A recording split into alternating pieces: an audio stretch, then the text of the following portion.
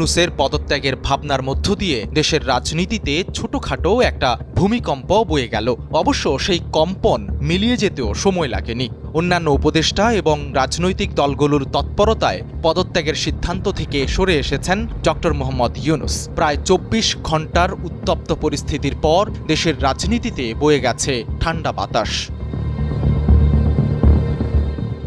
বলা বাহুল্য, প্রধান উপদেষ্টা কোথায়ও প্রকাশ্যে তার পদত্যাগের ভাবনা শেয়ার করেননি। নানা ইস্যুতে ত্যক্ত বিরক্ত হয়ে উপদেষ্টা পরিষদের বৈঠক এবং কাছের কয়েকজনের সঙ্গে তিনি তার অভিপ্রায় জানিয়েছেন। এরপরেই বিদ্যুৎ গতিতে বিষয়টা বাইরে চলে আসে। একইভাবে পদত্যাগের চিন্তা থেকে সরে আসার ক্ষেত্রে কয়েকটি শর্তের কথাও রুদ্ধদ্বার বৈঠকে সংশ্লিষ্টদের জানিয়ে দিয়েছেন তিনি।